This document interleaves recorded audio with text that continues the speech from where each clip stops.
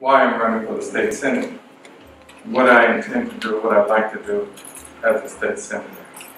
My name is Miniard Culpepper. Just left Hyde in February after 27 years as a regional counsel for New England. While I was at Hyde, we did a lot of exciting programs as a regional counsel. Boston City Hospital and University Hospital, that merger, that's a HUD mortgage. I actually did that closing, I actually did that merger. The only closing I did in 27 years. It was the other lawyers. But it was so important and significant that I thought I needed to do that closing because of the state of Boston City Hospital at the time. And you can see now it's called Boston Medical Center. You can see that the quality of healthcare has risen tremendously. But without a HUD mortgage, without the federal government stepping in, it wouldn't happen. No city money, no state money, all federal money.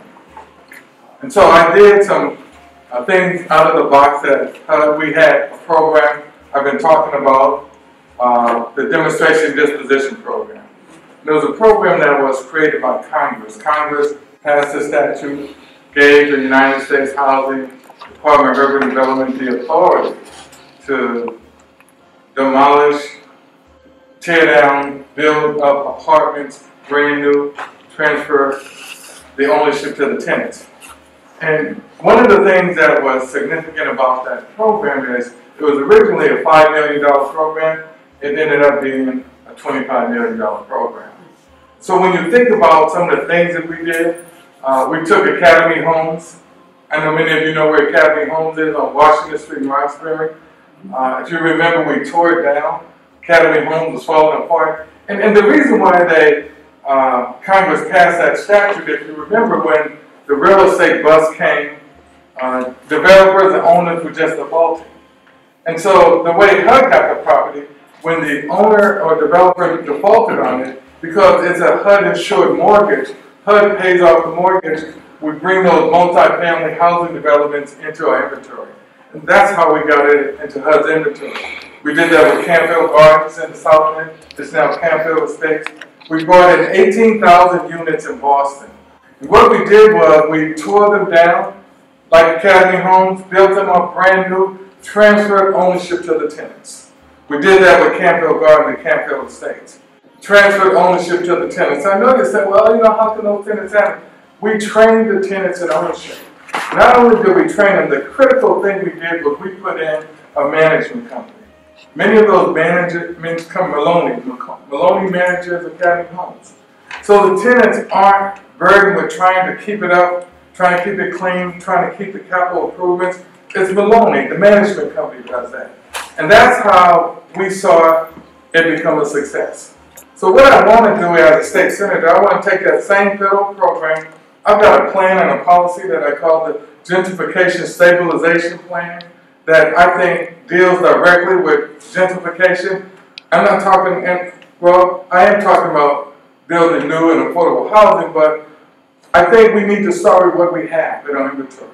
So I looked at the Boston Housing Authority and looked at Franklin Field, for example.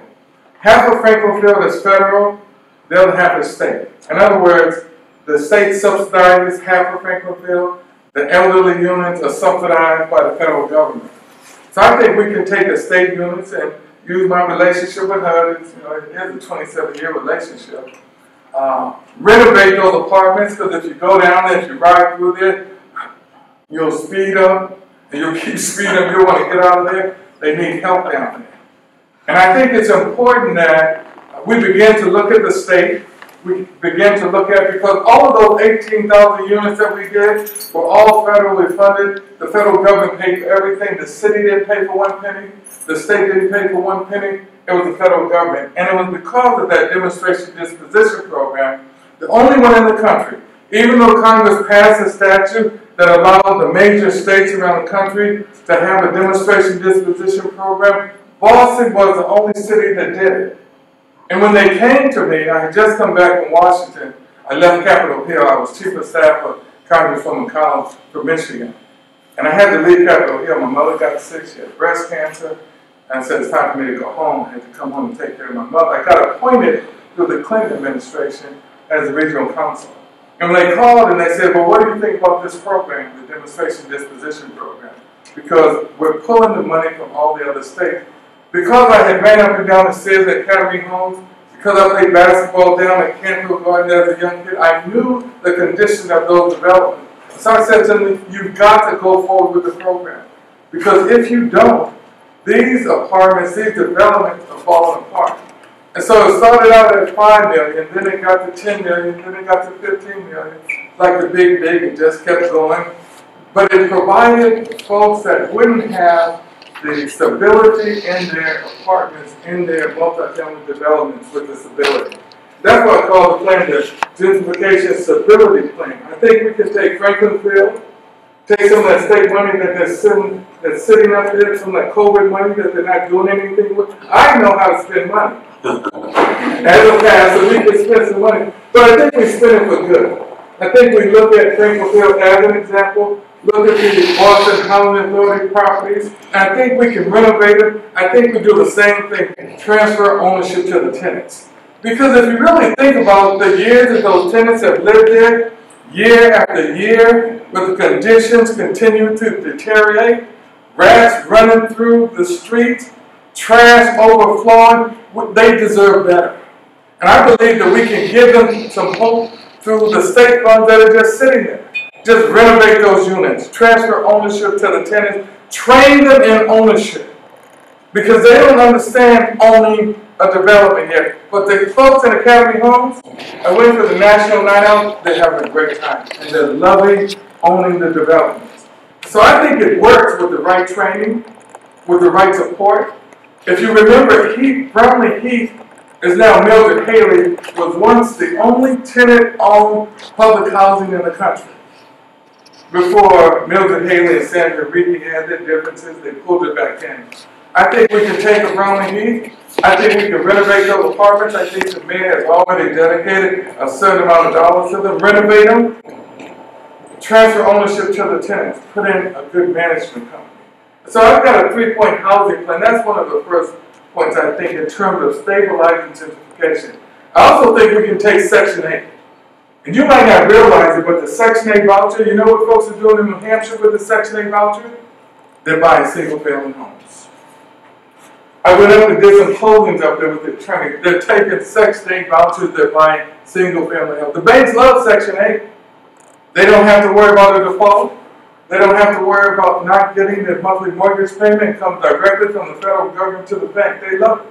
And I think we can do the same thing here. I called on Mass Housing to set up a Section 8 housing program.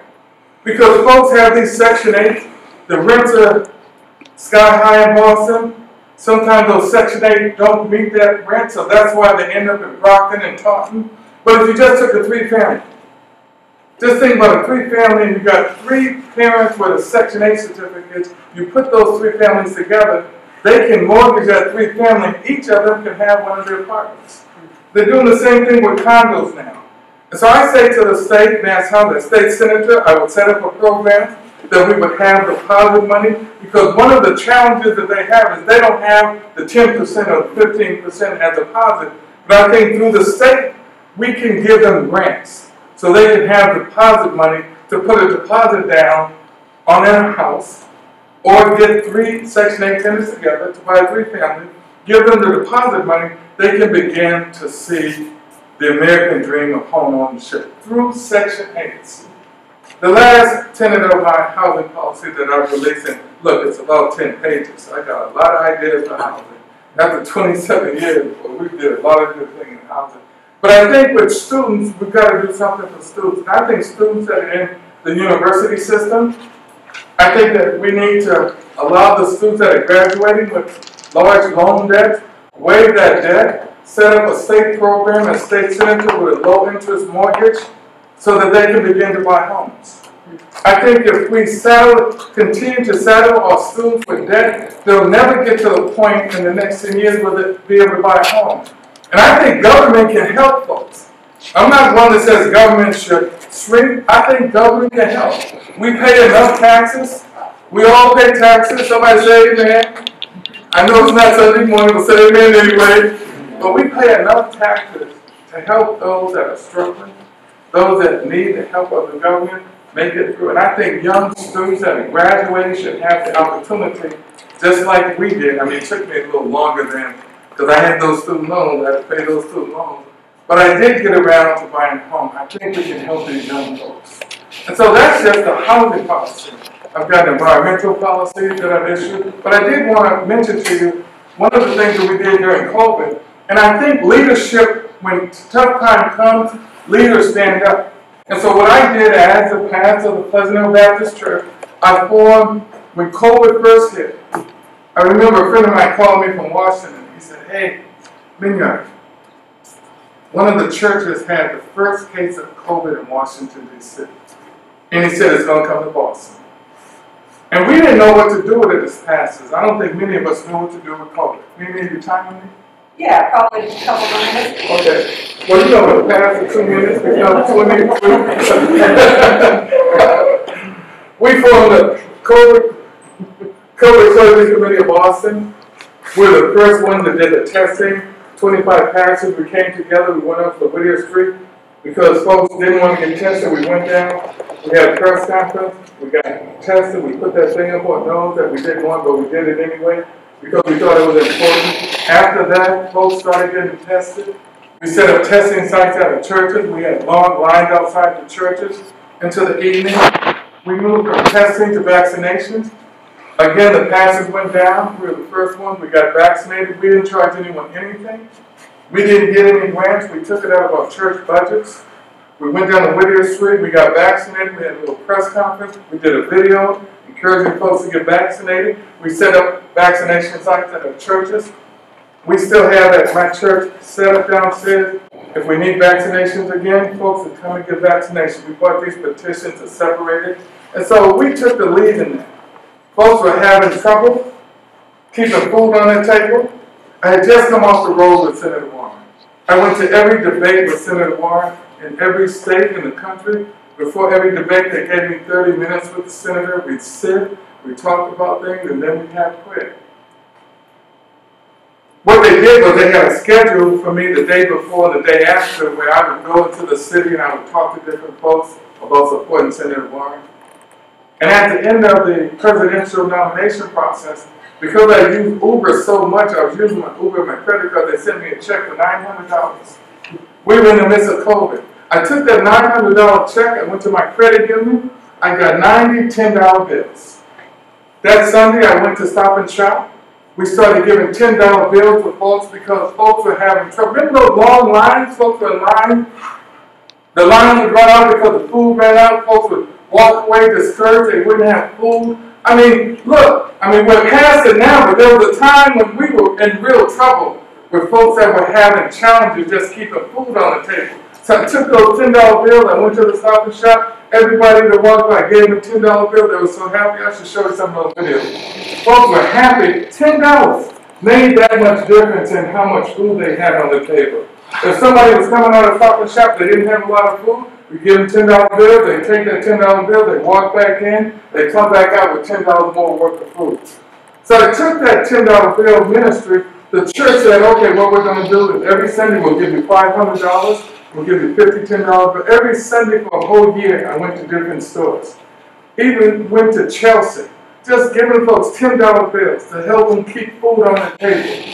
Because we were in that kind of a crisis.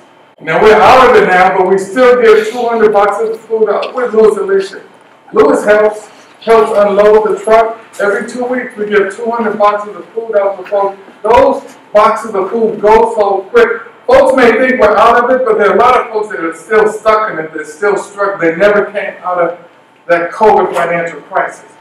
So we're still helping folks keep food on the table. So wrap up. You can take questions. Okay, let me just say this, violence. With regard to youth violence, we do a peace program. The Trotter Park Peace Program, we've been doing it for 15 years in Trotter Park. We still do it. We take the toughest kid in the Humboldt Avenue neighborhood. We get a little grant every year from the Boston Foundation. We pay the toughest kids, the one with the courage. We give them $150 a week. We call them our peace officers.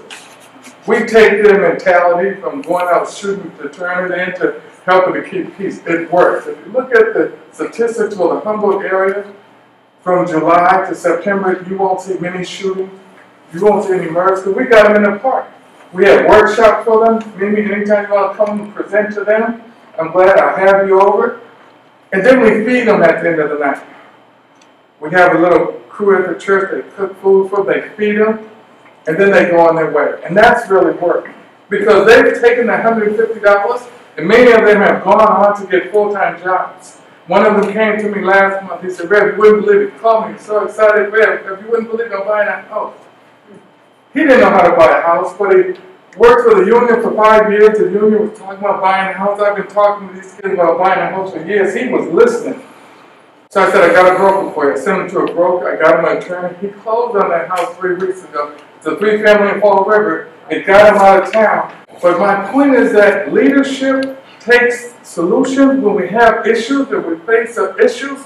We got to come up with solutions. I'm a solution-driven state senator to be. I want to be a state senator. I want to go up on Beacon Hill and fight for resources. That's how the agenda. I want to be up on Beacon Hill. I want to come to you. I want to listen to you. I want to hear what you need.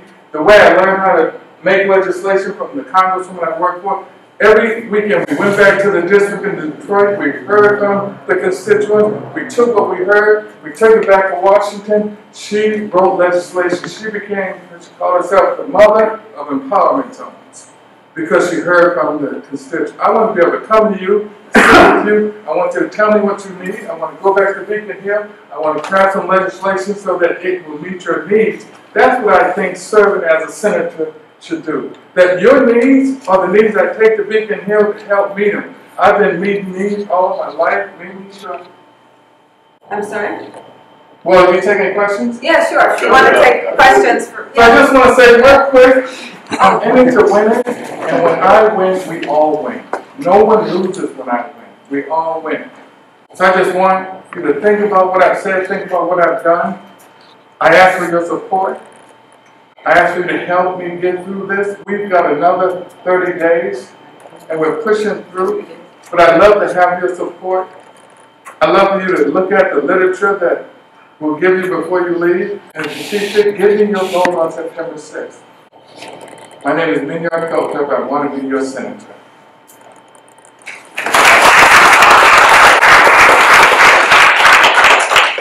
Does anybody have any questions?